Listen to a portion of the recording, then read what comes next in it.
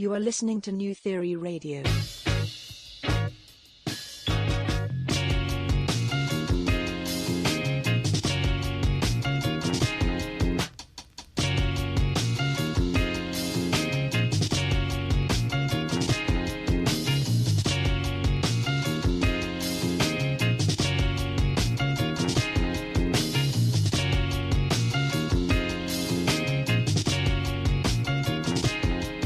Theory Radio.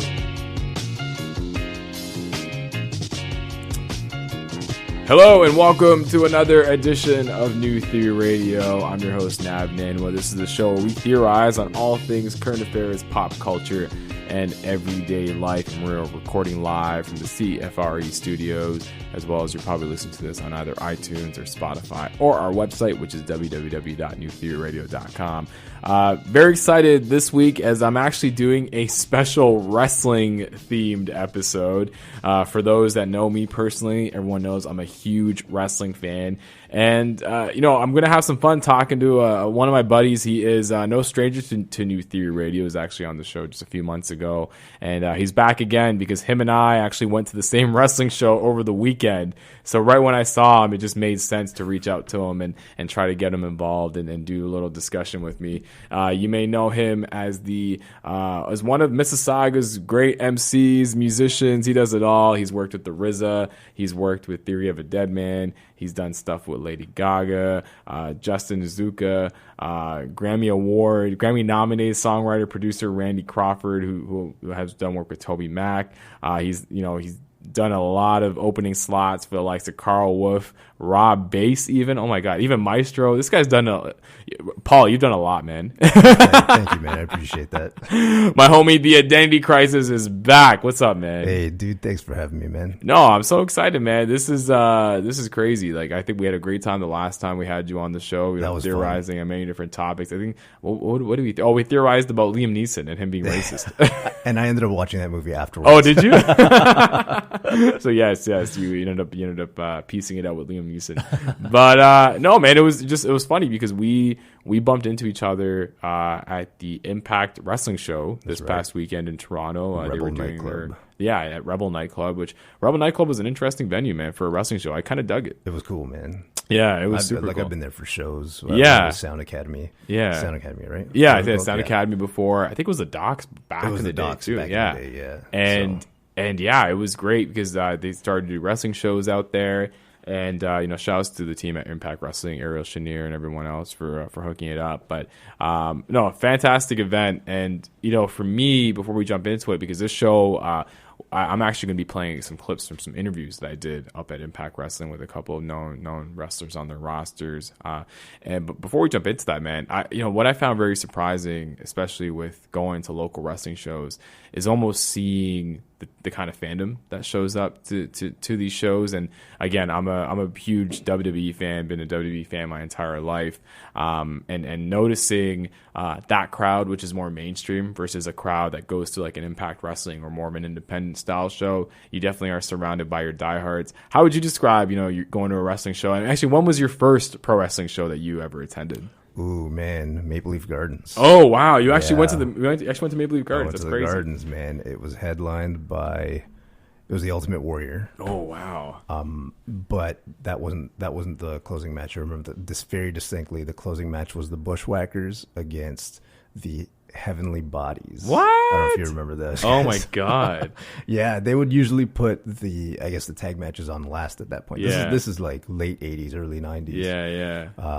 Well, I guess Warrior would have been champ. So might be like early 90s then. Yeah, it would have been early 90s, I guess. That's nuts. So yeah, because they used to. That was back in the day when I guess the main event would be like before intermission. Yeah. Yeah. That's exactly what happened. That's I remember crazy, that man. very distinctly. Yeah, I remember my dad going to wrestling shows at Maple Leaf Gardens. Oh, really? Yeah, he would tell me stories. He told me, remember him telling me a story where him and one of my other uncles, they would get tickets, and one time they were running late because they both were coming off of work, so they were heading to Maple Leaf Gardens, and they actually had this big man just kind of go in front of them and kind of push them aside because this other person was running late, and that person ended up being Andre the Giant. Oh wow. Yeah, and my dad was shocked because he's just like, how big is this guy? And then he realized, oh, that's Andre. Wow, and he'd always tell me that story, every single time he had the chance. But wow, so you got a pedigree of wrestling fans. oh yeah, it was because of my dad that I really got into it. Wow, and then crazy. because of me and my dad, my brother got into it. He was a fan, and then when Undertaker lost his streak Yep. at WrestleMania, he got out of it, but he's getting back into it again. He came with me on Saturday, on Sunday. But it's crazy. My first wrestling show was at Exhibition Place at the CNE. Oh. Yeah, this is 96 when Shawn Michaels was heavyweight champion on wow. top. And Okay. I think this is when the main event was him and Sid in a ladder match. Wow, I have no recollection. Yeah, it was a house show, and people don't know what a house show is. It's just a non-televised wrestling event. I remember it happening Ones where outdoors. matches are actually long enough to. Yeah, and I remember as a kid, I'll always remember like not knowing it was a ladder match until the very end when they brought up the ladder. Like I think Shawn Michaels hit the super kick, and then he just brought up the ladder, climbed up, and grabbed the belt, and that was it. Oh wow! Of course, they don't want to work for their money. Yeah, there wasn't any major stunts that were done during the match. But just to preface, this is a wrestling themed episode, so anyone I know usually we have to theorize on current affairs, pop culture, and everyday life. But I called Paul on because not only did we have a great experience at the Impact Wrestling show, shouts to Impact Wrestling, but wrestling's kind of in an interesting spot, and as a wrestling fan that's been a fan since I was a young kid, and for as long as I remember, you being more of a casual fan, but being a hardcore fan maybe early on in your life, wrestling's in an interesting place right now where you obviously have the dominant promotion in WWE that's on every major network. Over here, it's Sportsnet that it's entirely dominating on Mondays and Tuesdays. You have the WWE Network, which is all of their content that they've been able to harvest, within their actual organization, as well as content that they've acquired. But then you have these other small organizations that come up, and what I find interesting about wrestling right now is that there is a lot of interest. But when you look at the actual ratings of WWE, which would be considered the major leagues of pro wrestling, they've actually gone through quite the decline. Right. So what I'm wondering, and I wanted to pick your brain about this, Paul, is that are we in a situation where it's the same fans, but they're just consuming more content, or are we actually seeing a bit of a growth trend when it comes to wrestling, but it's not based on TV viewership, but more so based through following through other means like the internet or even through social media? Right, that's a good question. I think that a lot of people do well. I mean, first of all, consumption. There's so much product out there, right? I don't watch any of it, to be honest. Like I listen to podcasts about it, so that I don't have to sit there for 3 hours on Monday night or Tuesday night, whatever. What is it, 2 hours as well? Mondays is 3 hours, which is insane. And my wife and I always disagree because she every time The Bachelor's on or The Bachelorette, we have a beef every time that we try to watch that one TV that we have in our apartment, and then Tuesday it's 2 hours. Right. Well, I mean, and a lot of people. I mean, we've got YouTube, so a lot of people I think are doing the highlight watching. Yeah. And so if you look at the viewership of certain segments, you can see that there's still people watching. Yeah, you know what I mean. They're fast tracking. They're doing the Cliff Notes or the Coles Notes of what happened in the 3 hour show. And that's just the issue that we're having right now in general, is that there's so much content out in the world. Right. And this is even outside of pro wrestling, or we talked TV, about content. Man. Yeah, TV in general. I remember talking about content a few weeks ago on New Theory Radio.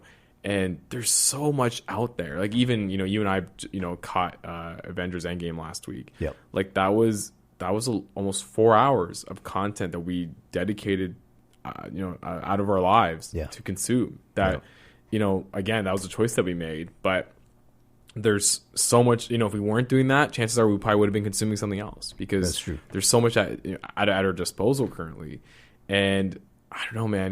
That's the daunting thing about pro wrestling. That just like you, I do watch. I'm more of a WWE fan because, again, more out of habit and more out of just the fact that I've been watching it since I've been a kid. Right. But I do follow everything else, to your point, with podcasts, and these are Right. podcasts that I listen to mainly when I'm going back and forth to work, getting ready in the morning. Likewise. Yeah, like it's a part of my daily routine. Shouts to Post Wrestling. Shout out to Post Wrestling. Listen to Rewind to SmackDown. Yeah, which is the theme song is done by you, obviously, which is great. But it's crazy, man. It's crazy how we don't even have to watch it and we still follow it. Yeah. Yeah. Yeah, I think to your point about it being, we're creatures of habit, right? And I was listening. I can't remember what I was listening to a podcast today about that very specific thing. Yeah. About how I guess viewership is kind of staying at a certain level, and it's because people have been programmed to do that for 20 years. Mm-hmm. You know, they tune in on Monday night, leave the TV on, maybe don't change the channel. Yeah. And that's kind of what's happening, I think. And but I mean, obviously, there are people that are gravitating towards other means of consuming the same product. Yeah. So yeah, I don't Yeah. know. Well, part of my viewership, especially when I watch, the 3-hour Raw on Mondays, chances are I'm usually doing something while I'm watching it. Right. Because, again, sitting down to watch 3 hours of wrestling every week, which, again, some of my normal listeners are probably going to laugh at me about. It's fine. I'll take it. It's a big commitment, man. Like, sometimes I feel, especially if I get home late from work one day, and like if I get home around like 6:30 because of traffic, and I have my dinner, like an hour and a half after that, I'm like glued to the TV just watching pro wrestling, and it's become like, yeah, I'll leave it on in the background. If something's intriguing, I'll tune in. If not, I'll just continue on with some house chores or be on my laptop doing work. Right.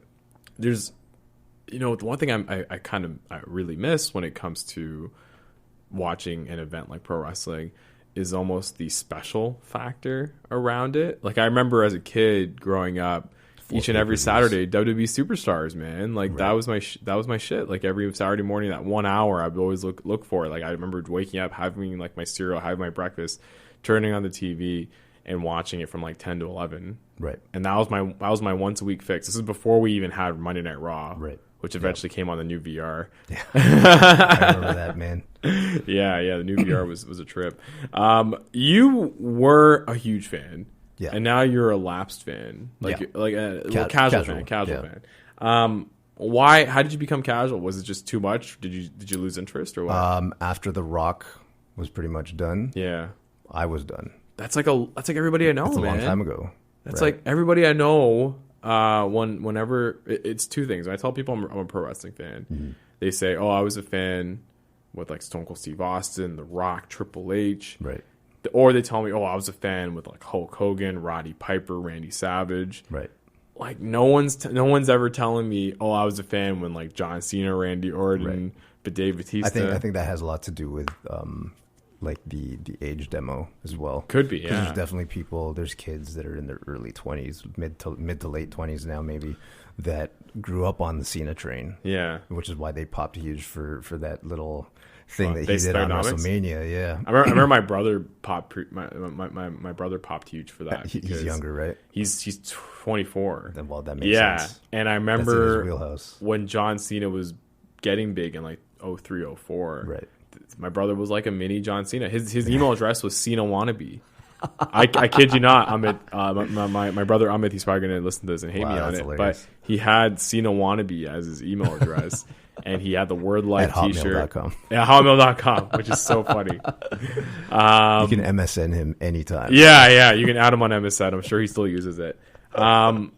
But yeah, that's interesting that we're going to see this shift, because even now to this day, like I was just talking to somebody on the phone and they're like, "Oh, what's the show about this week?" I'm like, "Oh, it's about pro wrestling." And they're like, "Oh, I'm a big Undertaker fan." And I was like, "Yeah, we'll probably mention him once or twice, or maybe now." Right. But, Yeah, there you go. but that's like a part of it, man. Like, it's just I find that people really glorify the era that involves Stone Cold. For those who don't know, that involved the likes of Stone Cold Steve Austin and The Rock was called the Attitude Era, and anything before that was just the Golden Era, I would say. Well, the second golden era. The second Golden Era, yeah, Because the 50s was the original golden era, fi- from yeah. what I understand. They were, yeah. The 50s definitely with like Buddy Rogers and all that. And then, so once The Rock left and became a movie star, because were you one of those fans that shifted more to UFC? Oh, big time. Okay. Yeah. That's The typically happened, UFC is my pro wrestling now. Yeah. So I don't miss anything.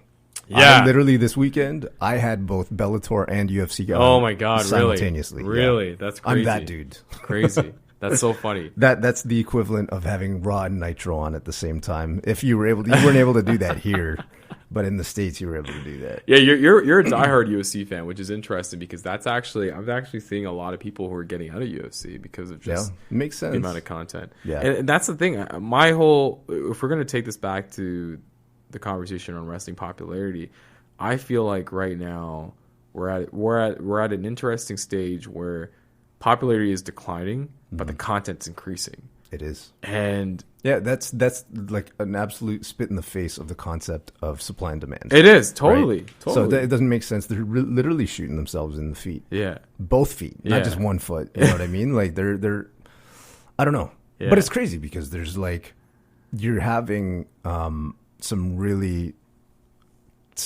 awesome stuff that's connecting with audiences from what I've seen. Yeah. Becky Lynch, Yeah. Kofi Kingston, Yeah. both Yeah. are killing it. Killing right it. now. And they're good I stories. saw Becky Lynch is the #1 merch mover. Yeah. The first one to dethrone John Cena. That's not crazy. In, what is that, 13, 14 years? Roman Reigns never whatever. did that. No, he didn't. Neither Yeah. did CM Punk. Yeah. Neither Yeah. did Daniel Bryan. Yeah. Becky Lynch. It's crazy. Yeah. And like she's taken the world by storm. She's really become the face of female wrestling. You know what's in funny North with America. that whole thing is it's like we had Ronda Rousey, who literally spawned this whole women's revolution across all platforms. She did. You know, like Ronda's and a then- pioneer. She is. I mean, and for MMA, we had Gina Carano just before her. Yeah. But Ronda then became like a national treasure almost. You know what I mean? She did. She was on the covers of magazines. She was on like all the daytime shows and that kind of thing. And then WWE kind of bred their own version of Ronda Rousey. Even though Ronda Rousey was under contract, they had Becky Lynch who kind of came up, and she became their version of Ronda Rousey, which is so cool. Because, She's like Ronda mixed with Connor. yeah, exactly. Yeah, Ronner. Yeah, Ronner. She's Ronner. But no, that's fascinating, man, because Ronda Rousey, I think, when it's all said and done and when she's retired, I think will be known for, number one, revolutionizing UFC from a mainstream female standpoint. Right. But then number two, really giving WWE and female wrestling that extra boost that it needed. Right. And don't get me wrong, like even before she arrived, they were still having some killer matches amongst the female division. But the interest level went up. skyrocketed. Yeah, skyrocketed. And again, I remember. Like, do you think they would have had Becky against Charlotte as a main event? No, they Right, absolutely without that key ingredient. I don't think they being would have, Ronda. unless they built it up where they made both of them seem like killers and they were unstoppable. Right. I think even now, I think you can only get away with that type of match, like if you because of the fact that they had that 3-way and Ronda was involved. Right. I still think that it should have been Becky Ronda. I think we all do. I think we all do. I think as no discredit to Charlotte. Ric Flair's daughter. She is really good, but I think a one-on-one's always the best on. Right. When it comes to headlining a WrestleMania. But so you're obviously a casual fan because we talked about how you watched WrestleMania this year, obviously, which was pretty much a day. All 7 hours. Yeah, all 7 hours. That felt like a day. I remember feeling like I was hungover the next day at work. But that's because of the whiskey you were drinking. Oh, come on. I knew it was a work night, so I thought I'd take it easy. But it was literally like, man, I'm so tired. But even just before we switch topics, even WrestleMania weekend has become a destination for pro wrestling, where you don't just get your WWE WrestleMania events. Like, for example, when you have the Super Bowl, you typically have like the NFL Hall of Fame, a bunch of a bunch of different things happening in and around the city that's hosting the Super Bowl. For WrestleMania, the city that's hosting WrestleMania is becoming the wrestling capital of the world for that one weekend. Yeah. Everyone books their shows. Like, they find out a year in advance what city it's going to be in. Yeah. So all these little promotions book venues, not knowing, what's going to happen, but they just book the venues, and everything's kind of pre-planned. I think there was from Wednesday before WrestleMania till like the following Tuesday. Tuesday. Yeah. Yeah. I think someone had counted like 70 shows altogether. And not just like pro wrestling shows. Like you had your Q&A shows, you had your meet and greets. Like there was just like an influx of events that were taking place. Live podcasts. Like live podcasts. Yeah. And to the point where you and I were making earlier around how the content's increasing, but the fan base is decreasing. I think that's a prime example of the fact that you had 80,000 people in town for WrestleMania because it was held at MetLife. Right. Chances are maybe there was another 20,000 that didn't go to WrestleMania that were taking in all the action. Right. That's 100,000 people roughly that were being penetrated with about 67 events. That's crazy, man. That's nuts. Yeah. Either way, even if it was just the 80,000, that's still pretty impressive. Yeah. You know, like the fact that there's still, I don't know, that to me still speaks volumes that there are rabid fans. Yeah, there are. And actually that's what I don't know, what do you think? It seems like the rabidness of the fan has actually increased despite overall viewership kind of dropping a little bit. I think to your point, I think it has. It's one of those things where I'm trying to put my finger on it because I'm a Rapid fan, right? But for me, because I have so much other things going on, I do have a limit. Like for example, I'm a big Raptors fan, so unfortunately, when it came to Monday Night Raw, I wasn't really watching because I was watching Game 2 with the Raps and the Sixers, and Game 3 is going on as we speak, so we'll check our scores in a bit. But it's crazy because in marketing, because my background's marketing, this is purely market penetration, where it's not getting new. Actually, not even no. Actually, it's not market penetration because market penetration is all about getting new users. This is like market frequency. Right. So what you're doing is you have the same base of consumers, and what you're hoping is that same base will continually buy instead of growing your business. Right. Amongst growing your consumers, you're more so growing your business relying on the same set. Right. And you're hoping they buy more. Well, it seems to be working. Yeah, it is. Right? It is. And, they're giving. So again, they're in their heads. They're like, oh, we're giving you so much content. Yeah. Now. Yeah. Which takes away from the magic. It like does. what we were saying earlier. Because do you have UFC Fight Pass? I do not. Okay. No. Okay. Well, and I UFC Fight Pass. I think UFC, like for them, like initially when they betted on Fight Pass, that was supposed to be their content platform that they were going to give you. Not just UFC, but Pancrase and a whole bunch of other things. Yeah. Now it looks like they're obviously in bed with ESPN Plus. Right. So big time. Yeah, ESPN Plus. Who saw that coming, man? I don't know, man. What a weird business move. Yeah, and the thing is, pay-per-view is not. It's not dead. It's not. People are still buying pay-per-views. Yeah. Like people are. If Mayweather and Conor were to fight round 2, they would go do pay-per-view because they would make more money. Yeah. Definitely. It wouldn't go to ESPN Plus. No. We'll see if Conor even goes to ESPN Plus. But man, that whole thing is kind of monkey wrench. Brock Lesnar, did you hear about that? Yeah. That whole thing retiring. Is retiring from UFC. Probably because of the ESPN Plus deal. It could be. So there's a lot of speculation behind that. Again, and you're an artist. You know that streaming is not a lucrative. It's not. I never tell. I'm on Spotify. Yeah. I never tell people to stream me on Spotify. I say buy on iTunes or Amazon or whatever. Yeah. Because I get a huge fraction of that. I get nothing from streams. I forgot what it was on streaming, but it's also funny. Again, we're kind of digressing a little bit, but just one last thing. Like when it comes to streaming, the fact that there is the WWE Network, there's UFC Fight Pass, but now it's like they also have ESPN Plus and their entire content deal there. DAZN obviously has some content when it comes to boxing and Bellator. Yep. All these streaming services are popping up and they're offering so much content. And for us, it's so affordable because we're paying this monthly fee. Right. But what I think is eventually going to happen is you're going to see a bit of a crash from the content producer 100%. standpoint, where they're just going to be like, man, we're not really making any money off this. They're shooting themselves in both feet. Yeah. That's literally what's happening. Yeah. And it's across all platforms, really. Yeah, it's just to move on with the next topic. So at Impact Wrestling, I got to chat actually with a living legend, man. A total. You're a fan of this individual because you listen to his podcast quite religiously. Keeping it 100. Oh yeah, I actually just finished it on the way. Oh here. yeah, you did. Okay, amazing. Orale. Boom. I actually got to speak to Conan, who, for those that don't know, if anyone listening to this was a fan of the WCW NWO era, or if you played WCW NWO Revenge, or Conan was K-Dog, part of the NWO. K-Dog. I think truly he brought a lot of street cred to the NWO, and he did. He's a true legend, man. He was somebody that was a big draw in Mexico. Apparently taught Bret Hart how to do the sharpshooter.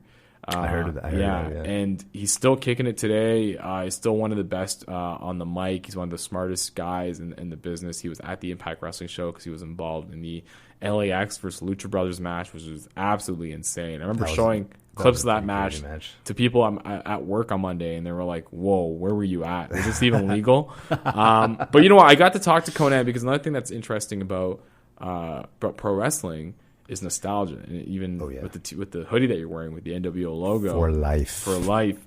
Nostalgia is still a big part of pro wrestling. So Conan and I got to talk about that, and then Paul, when we get back, I'd love to pick your brain about nostalgia and its role in pro wrestling. Absolutely. So let's check out this clip of myself chatting with the legend Conan from Impact Wrestling this past week. What's going on, everybody? Nab Danway here for New Theory Radio, and I'm very excited to be joined by an absolute living legend in the pro wrestling business. You might have known him from the NWO, WCW days as K-Dog. He is currently the lead booker for AAA. He's an on-air talent for MLW and Impact, and I'm so excited to be speaking with them. Conan, what's really good, man? Yo, what's up, man? Thanks for the invitation. I love coming to Toronto. I was just telling a friend of mine that I used to come to Toronto in the 90s. There was this club. I can't remember the name of it, but I used to go to it a lot with Jeff Jarrett. Oh, no way. Yeah, and the owner of the club, at one time I didn't go, and he was like, yeah, man, I've had a lot of crazy hockey players, boxers, everything. He goes, but your friend Conan's the craziest guy I've ever had in here. Jeff told me that. Really? And I used to come here. There used to be this club that used to be open 24 hours. Oh, okay. And it was sweet. And I just loved the cosmopolitan vibe because I was at this table. There was like this Jamaican guy, a Russian guy, a Filipino guy. Like it was really, international flavor and everybody vibing and not on some hating bullshit. You know what I'm saying? And I've always had a special place in my heart for Toronto.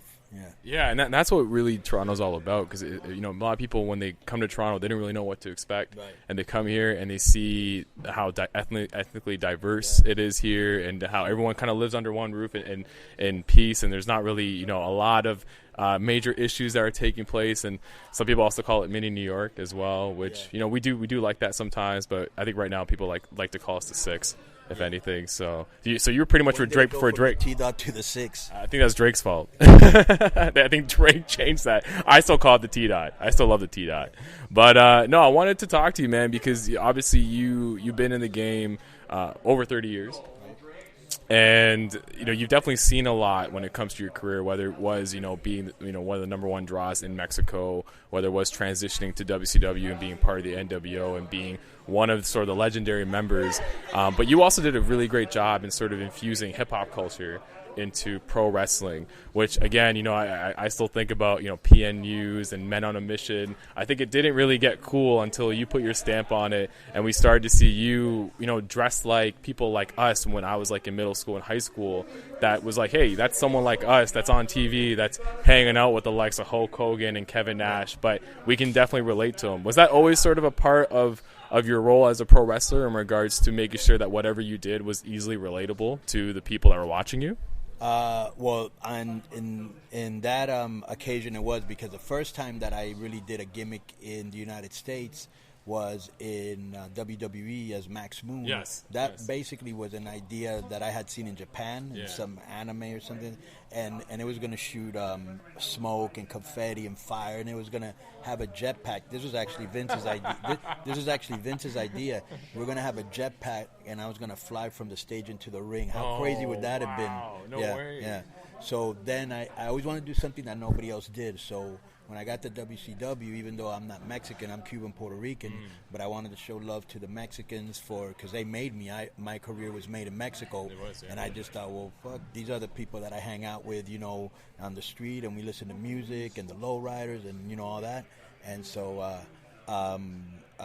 so that was my way of representing not just the Mexicans, but also the type of people that I hung out with. Yeah. Crazy, man, crazy. Just, you know, another thing that I find very interesting, especially with the run that you have right now, is nostalgia has always been a big part of pro wrestling. And I wanted to ask, you know, what is your theory on that? Like, and that's what we do here on U3 Radio, is we get a lot of people's theories as to why things are going on.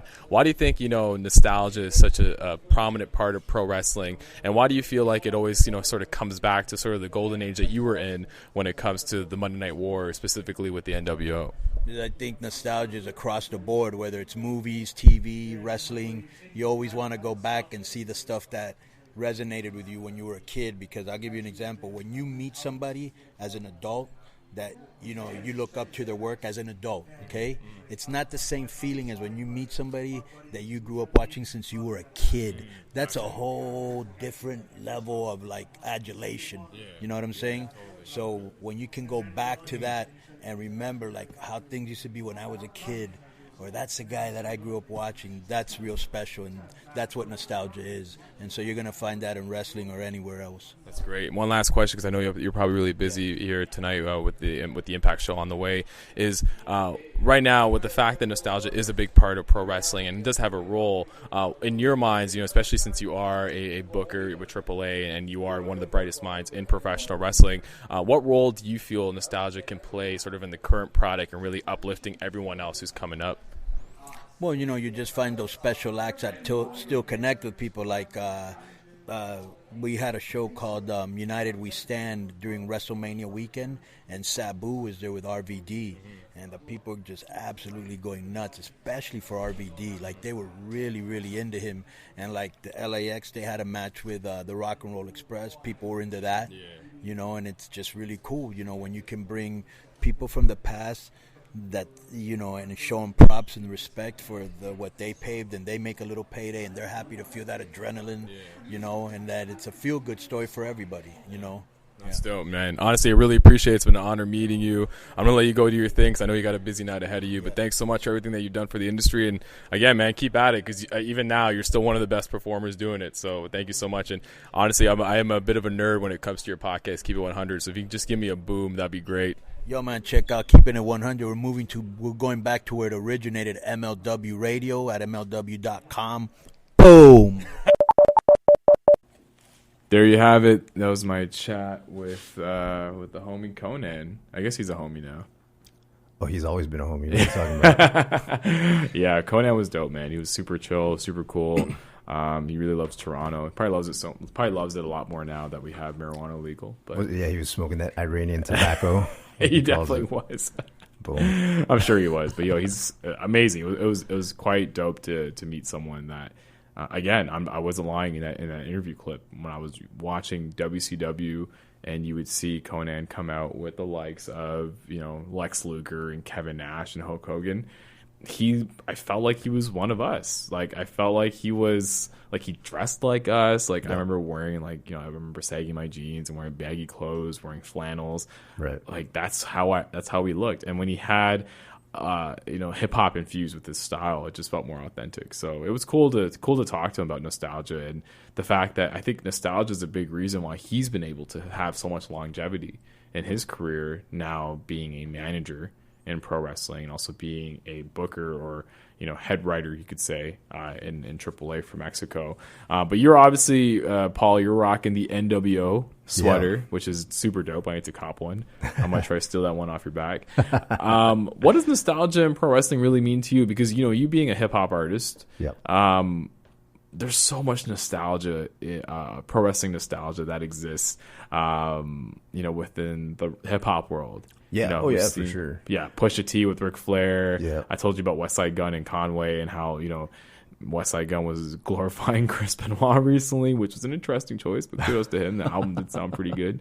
But man, nostalgia's everywhere, and I think in pro wrestling, people just have these fond memories. What's your theory on that? I think that nostalgia is big in all forms, in all sort of fields. If you look at, it's usually the 20-year mark where things become, there's a fascination that for some reason just like needs to be quenched at the 20-year mark.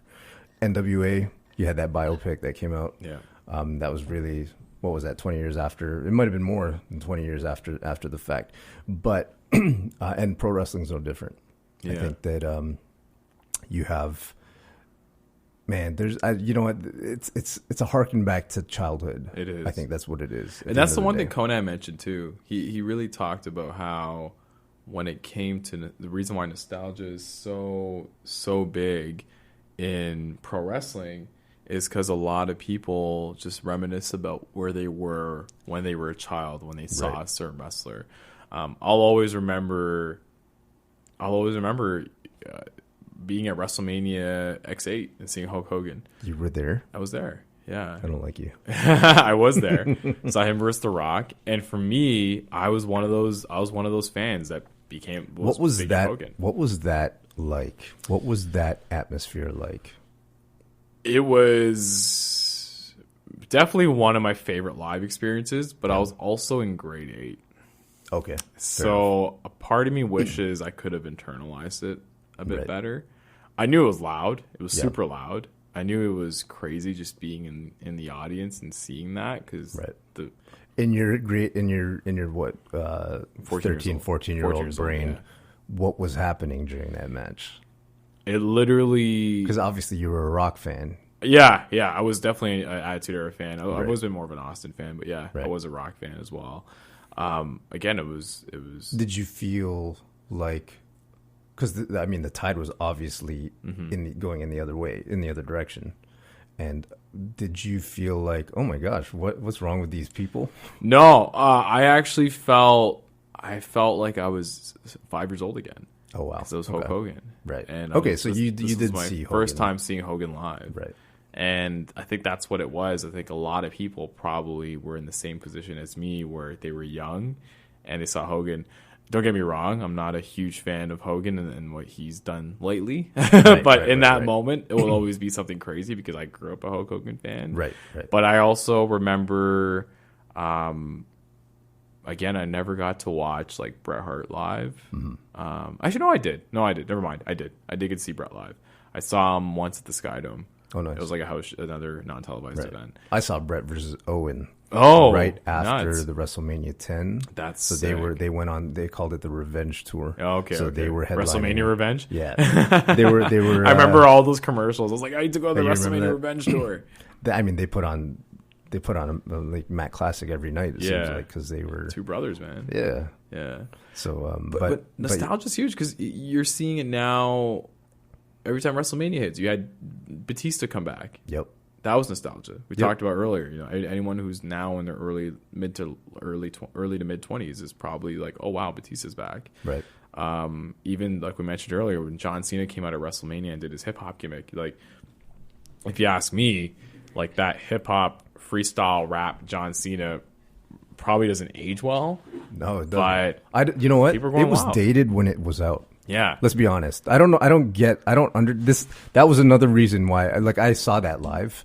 I was at a SmackDown early 2000s and I was like, what is wrong with you people? What do you see in this dude? So I've been hating on Cena since way before the tide turned. I'm that dude. And I just couldn't get it. And I think that's why I don't like pro wrestling anymore as much. You know, I'm a casual fan now because I don't connect with what other marks are into. And for those that don't know what a mark means, what does a mark mean? A mark is, I guess, what insiders or what pro wrestlers call fans. Yeah, guys that are like nerds about it. Mm-hmm. So like I said, I don't get it. Yeah, but it's fascinating. Yeah, it's fascinating to see how those things do get glorified over time. Right. And again, the fact that you're rocking an NWO sweater 20 years after they've had their run, right?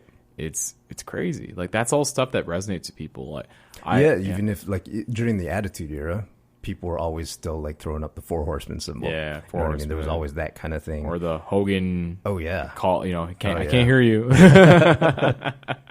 So or even saying, oh yeah, like the little Yeah, no Macho kidding. Man, right? So nostalgia, it's funny because it'll be like 10 years after the fact and people are like, oh, that was cheesy. Yeah. And then you give it another 10 years and it's everything, people rave about it again. Yeah, and that's the thing about what I really enjoy about seeing wrestling nostalgia in pop culture, because I'm a huge fan of seeing it in hip hop. Like I Right. love seeing the references that are made to past stars. Like Action Bronson does it all the time. In Action Bronson bigs up wrestlers like Barry Horowitz. Oh, really? Yeah, I think I didn't one know of his he was a lines is fan. "Pat myself on the back like I'm Barry Horowitz." Like Wow. it was just funny lines like that just made up for it. I remember even Ghostface had a track called Iron Sheik. Like there was like so much wrestling nostalgia involved. Why am I not in hip-hop. surprised that Action Bronson did a pro wrestling reference after Ghostface did?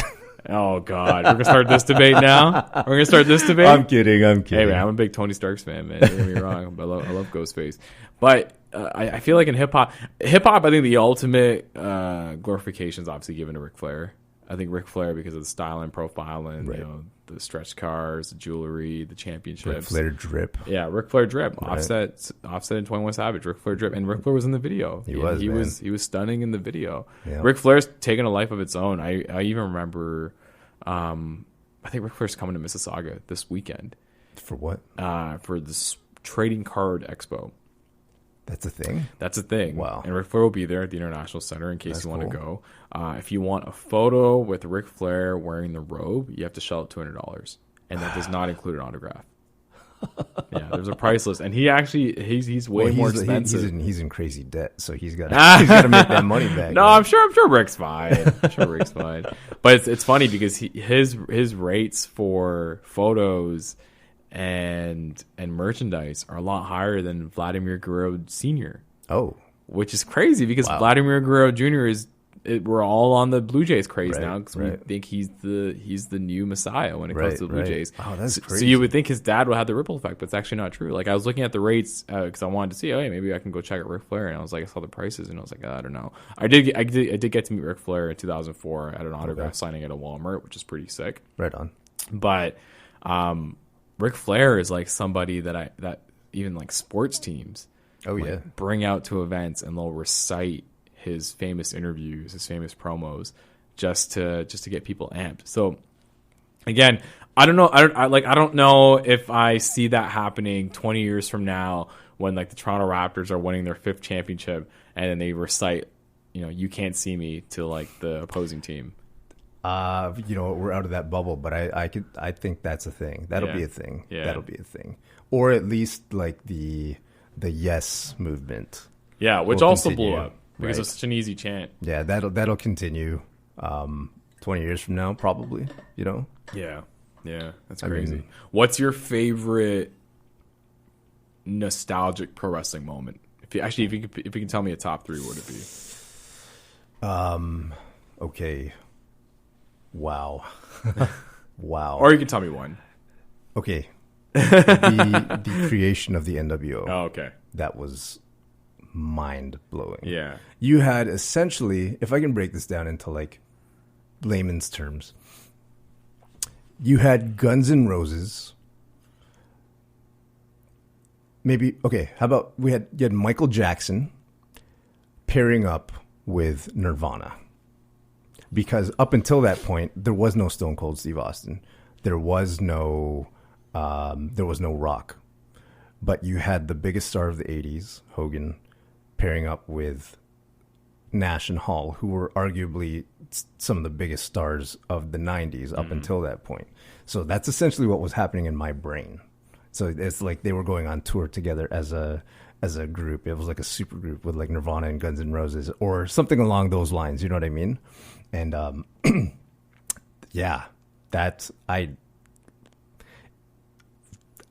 probably my biggest moment in pro wrestling. That's a great way to put it. Nirvana, Guns N' Roses, or if Michael Jackson was to join Nirvana. Yeah, right? Because that's what it was. That's exactly what it was. It was a bona fide, multi-level megastar Hulk Hogan turning his back on the fans. Right. and completely changing his image. Right. It was nuts. I would say for myself, favorite wrestling or one of my most memorable wrestling moments.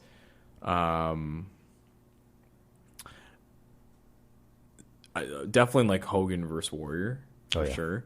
But I also in Toronto. In Toronto. I wasn't there, but I remember as a kid being astonished by it. But one that always resonates with me, probably because I was old enough to realize what sort of the journey was for this wrestler, was when Shawn Michaels won the belt for the first time, right, with the Iron Man match. Yeah. Because I remember that being the first time. I think I was like 6 years old, 6 or 8, or I'm pretty sure I was 8 years old. I don't remember. 96, I'm born in 88. 8 years old. Thanks for doing the math, Paul. But I remember actually understanding the culmination of that story, right, because of just where Shawn had come from, how they had built them up throughout the entire year, and thinking, okay, that's pretty cool. Even though I'm always been a Bret Hart fan, right? It was just I was too. Yeah, it was one of the things where I actually paid attention and it made sense to me as to why that was happening. So right. That's cool. One thing the last topic I do want to talk about with you is about representation in pro wrestling. Us two being longtime fans, I'm sure we've seen borderline offensive representation in pro wrestling when it comes to like foreigner characters, when it comes to stereotypical characters from different races and backgrounds. But I actually got to talk with a great individual. His name is Raj Singh. He's actually the son of wrestling legend Gama Singh, who's very big amongst the South Asian community. Raj Singh is actually a part of an Impact Wrestling tag team called the Desi Hit Squad. So he represents us Indians on the main stage, which is great. And I got to have a great conversation with him because he's not like, even though his heritage is from India, he's actually born in Calgary, so he's full Canadian. Actually trained and with Jinder Mahal, who's currently a prominent WWE superstar, former WWE champion just a few years ago. He was going to be the Golden Boy for a while. Yeah, he was the Golden Boy, and we can talk about his run because I think his run was strategically done to target South Asian viewers and to get that fan base. But Raj and I got a chance to kick it. I wasn't too familiar with Raj's work before I met him. But man, he became one of the homies real quick. Like he's someone that has a great head on his shoulders, and very respectful, and just seems like someone who's willing to really represent his community on the big stage. So check out my my interview with Raj Singh from Impact Wrestling here on New Theory Radio. Test 1 2 1 2. Nabnano back here backstage at Impact Wrestling's Rebellion, and I'm very honored to be joined by one of the members of the Desi Hit Squad. He is a well-known professional wrestler representing the South Asian community all across Canada. Originally from Calgary, now chilling in Toronto. My homie Raj Singh. Raj, thanks so much for joining us here, man. Hey, Nav, thanks for having me, man. I appreciate it. The honor is actually mine, not yours. You're too kind. Well, what do you mean, man? It's very rare. Do you get a chance to talk to someone that's really representing the South Asian community on a mainstream stage, man? And no, I think what you're doing is awesome, especially when it comes to a lot of the mainstream stars that we're seeing across professional wrestling. There's definitely a lot more representation of visible minorities. And, you've been in the game since, 2005? Yeah, I started in 2005, and, it's a long, tough road, but finally on Impact. So, yeah, man, it's cool. It's being able to represent our people and, just our family as well. My dad's been in the game for so long too, and just being able to follow in his footsteps, turn down full ride scholarships to play hockey just because I wanted to chase a dream. Right? It was like a family thing. No, but and that's the thing. Like, there's such a large influx of South Asians that have made their mark in professional wrestling. I don't know, maybe that's dating back to our kabaddi days, maybe. But yeah, no doubt, man. Everyone started playing kabaddi, and but no, you're right. It's that wrestler mentality we all have. Everyone has that pride. At the weddings, everybody wants to lift each other up. It starts from there too, right? You're learning from a young age, and then when we get the chance, there's nothing better than when you get to do something that you love, and then also have the support of your friends, family, and just people in your culture. I get phone calls and messages and emails from people in India that just want to just say, you're doing us proud. Awesome. It's crazy, man. I can't even explain it, really. Yeah. No, but that's so important, because growing up when I was watching professional wrestling, we didn't really have anybody. Like when I was watching WWE or WWF at the time, sure, Hulk Hogan looked brown, but he wasn't brown. and I wanted to get, so on New Theory Radio, on my show, we get theories on what's going on in the world, and I wanted to get your theory on representation and visual minorities having a role in professional wrestling, because we're seeing a trend now where a lot of mainstream stars are non-white, and they are sort of going out there representing their communities. Even if you want to look at a WWE example recently with Kofi Kingston winning the World Championship, as well as the fact that there is a Desi Hit Squad in Impact that's a prominent featured act. What's your theory on why that's taking place? Again, it's going to be my opinion, and I can't. And that's what I want. Yeah, I can't say it's a fact, obviously, but I don't want to sound rude when I'm saying this, but it's like a birds of feather kind of thing. And if you don't know somebody, like, of course we don't have to know anybody, and we see a wrestling match, it's like, yo, that guy's cool, I like him, I want to see him. But then if you relate to him in any way, shape, or form, or her, you're going to turn around and say, I like them even more. And that's what I feel. And it's just, I'm a hockey fan. I watch the Edmonton Oilers once in a while, and I always want to see what Jujhar Khaira's doing. Yeah, exactly. I check his stat line. Yeah, that's not the team I cheer for. So why is that? It's like, because I want the Punjabis to do good, or I want any Desi to do good when they're playing or doing something. And I think that's what it is. We have, as you said, like the minorities coming in. When Jinder Mahal won the title, right away his followers go up. And the Indian people that used to be, oh, that guy's a bum, he loses all his matches all the time. They're like, yo, can I meet Jinder, bro? He's the champ. It comes along with that success too. That it's just like, yo, he represents us, he represents me. He's our superhero, and I think that's what I'm aiming for as well. And that's what Rohit and my father also want to see, is that like when we start getting some success here, when we start turning things around, that people are gonna look at us and say, yo, we relate to those guys. We want to see them around, and I mean, I hope I answered your question. No, you definitely did. And it's that birds of feather thing. That's definitely what I always go back to. Yeah, and I think that's so important, man, because being from Canada, seeing how ethnically diverse we are, whether it comes to areas like Toronto, areas like Calgary, where you're from. Like I have cousins that came from India that moved directly to Calgary, and they never want to come to Toronto because they feel so much at home because there's more of a community out there. But that's a different conversation. But I think I had this conversation with somebody yesterday who's a rapper here in the community who's South Asian, and we were talking about how we need people in our community to take these chances just to show the youth and show younger generations that this is possible. You're absolutely right. Yeah. It's like, again, it's I don't want to say that it's cliche, or I don't want to say like it's, in my opinion, I'm just going to say straight up, it's stupid. How when we're growing up, you're always, oh, are you going to be a doctor? Are you going to be a lawyer? Some BS like that. It's like, like those are great jobs for anybody, not just people in our community, our culture.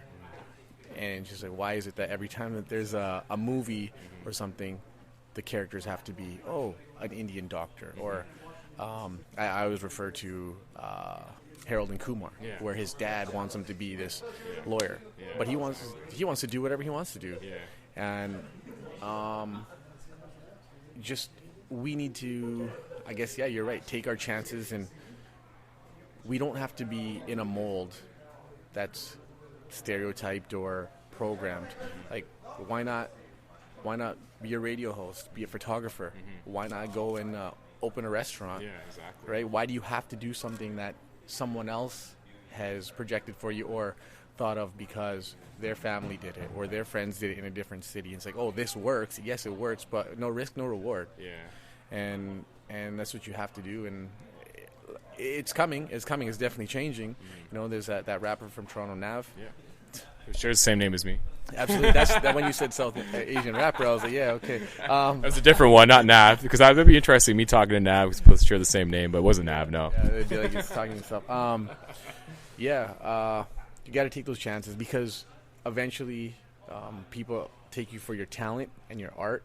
They don't take you for, oh, I look at him and that's, oh, you know what?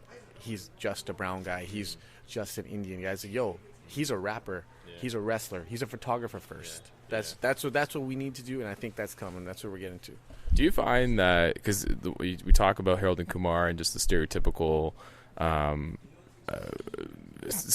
the stereotypical view that we've seen of our people in the media, and unfortunately that has happened in in your neck of the woods when it comes to professional wrestling, and in regards to the Indian wrestler being the evil foreigner, or someone who absolutely doesn't know any English and uses the fact that they like their home country better as heat per se, or a way to get under the audience's skin. Do you find that, or is one of your goals, especially when it comes to being a part of the Desi Hit Squad here at Impact, to almost change that narrative and to show, hey, I'm proud of my culture, but I'm also ultimately same as everyone else in this audience in regards to who I am and what my goals are? Absolutely. There's a difference in like playing the character for the TV show and following what they're requesting, or what the management is requesting. Excuse me, but you're absolutely right. It's I don't want people to just hate me because Adol starts playing for my music. I don't want that. I want people to hate me because I'm a bad guy, or I'm beating up the person they're cheering for.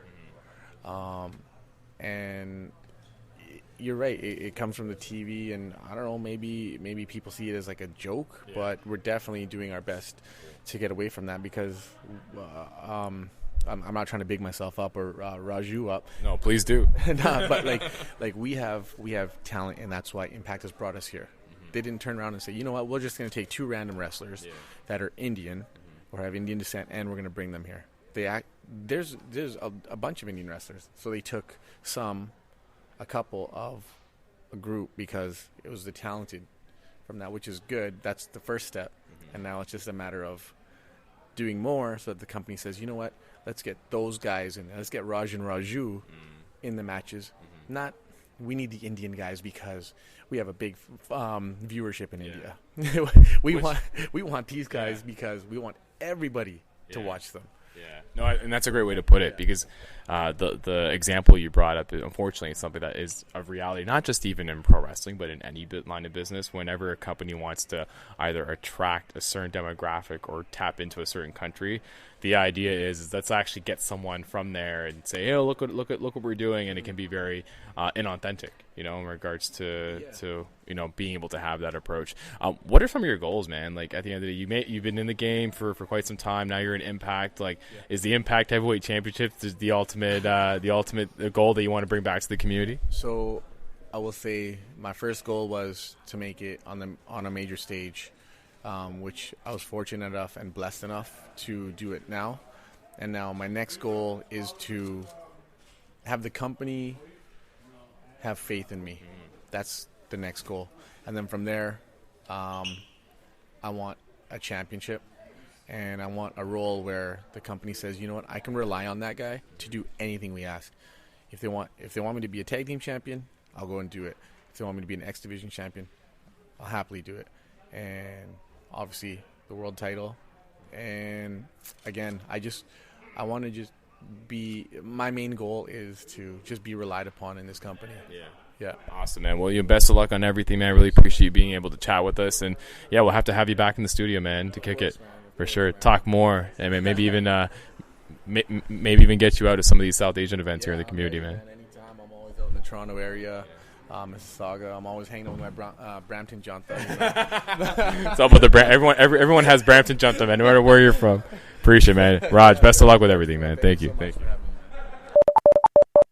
Shout outs to my homie Raj Singh from Impact Wrestling, representing the Desi Hit Squad, the son of the legendary Gama Singh, for kicking it with me behind the scenes at Impact Wrestling this past weekend. Raj brought up some good points, man. Like, we talked about really about how historically, when there has been like a South Asian character, they're always like a foreigner. There's someone that hates the USA or hates the country they fight in. Right. They're always bigging up their home country. There's always this racial undertone that exists. And for Raj himself, him being a Canadian, he's trying to really change that narrative as much as, his group's called the Desi Hit Squad. He's trying to make it resonate with everybody, which is what I appreciated. Because he said, look, I'm the same as everybody else.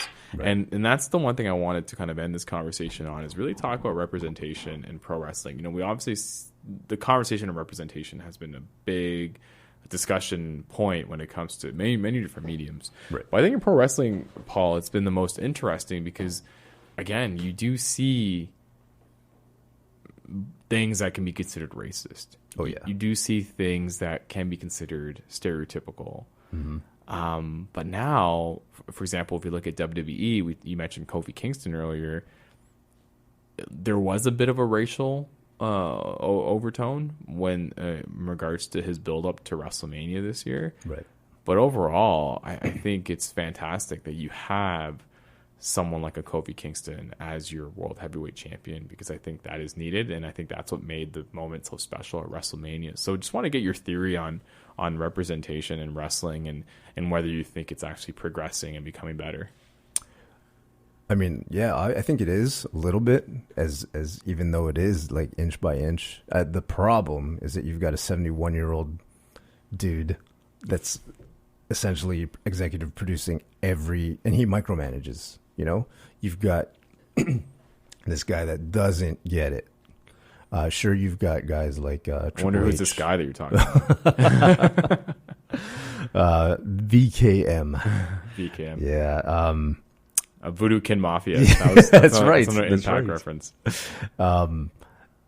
Essentially, that's what it comes down to. I mean, you've got this guy. Like, if you look at, imagine if record execs were, for lack of a better term, you know, elderly. Mm-hmm. Do you think that music would be going in the direction that it's going in right now? Yeah, exactly. So at the end of the day, you can't fault him. It's his company. But by the same token, it's like you can't expect any more than what you're getting, I think. And he's coming around a little bit.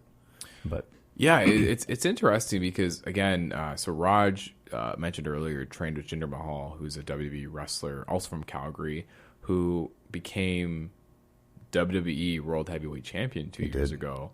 Yeah. And it just so happens it was being done at a time where WWE was really trying to penetrate the Indian market. Yep. Not just within North America, but within actual India, because everyone saw dollar signs in India with how big the population is, 1 billion people. And they're rabid fans over there. Rabid fans. Like rabid fans. I remember when I went to India at the end of 2017, and everyone on my wife's side knew who Jinder Mahal was. Right. Because, again, they all pay attention to pro wrestling. I think maybe it's the appeal of Western culture, appealing in Asia. But it's fascinating how those types of decisions are being made, which, again, it is the true nature of any business. If you're really trying to penetrate a certain area and you're trying to capture the attention of a certain region, chances are you're going to do something that really resonates with them, which is to maybe either have a figurehead or tap into somebody from that demographic or that area to be your voice. Right. And that's what we saw at WWE do. And again, I'm not saying they're doing that with Kofi Kingston. I think Kofi Kingston, it's a broader conversation. Right. I think it's really around race and really around providing equal opportunity. Mm-hmm.